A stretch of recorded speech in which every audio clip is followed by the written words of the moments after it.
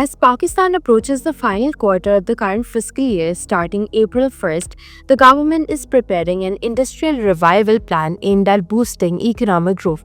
But the success of this plan hinges on several uncertain factors. Political stability remains fragile, and ongoing security challenges in regions like Khyber Pakhtunkhwa and Balochistan complicate efforts to revive industry. Furthermore, approval and support from international bodies like the International Monetary Fund are also crucial. Even under ideal conditions, industry experts predict a slow response from large-scale manufacturing sectors, meaning significant results from these policy changes may take months or even longer to materialize. Consequently, the current fiscal year is expected to end on a weaker note, with economic growth anticipated to stay below the government's target of 3.6%, settling around 2.5 to 3.5%. This situation provides little relief to millions of unemployed Pakistanis. A slow recovery in industrial output also means exports will struggle, widening the trade deficit and creating further pressure on Pakistan's current stability. Food exports currently make up more than 23% of total goods exports.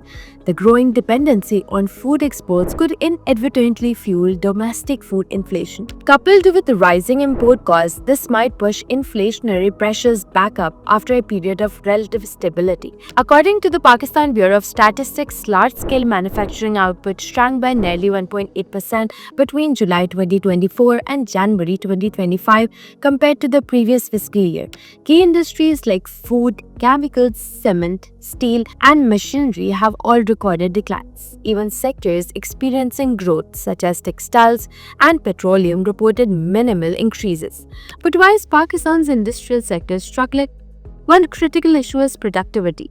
Reports show that Pakistan's worker productivity grew only by 1.5% annually from 2000 to 2020, significantly lower than neighboring countries like Bangladesh, India, and China. Low investment in technology, insufficient worker training, ongoing energy crisis, and high energy costs continue to stifle productivity and economic growth. Moreover, inconsistent government policies, often influenced by political pressures and misinformed bureaucratic advice, further weaken investor confidence and disrupt industry growth. To address these challenges, experts stress the need for collaboration between the government and private sectors. Clear, consistent policies, focused investments in technology, training, and infrastructure, and a firm stance against issues like power theft and inefficiencies in energy distribution could pave the way for sustainable industrial growth. The road to industrial recovery is challenging, but these steps are crucial if Pakistan aims to achieve lasting economic stability. Read the full analysis by Muhyiddin Azam in Dawn's Business and Finance Weekly, linked below. Stay informed, like and subscribe to Dawn News English.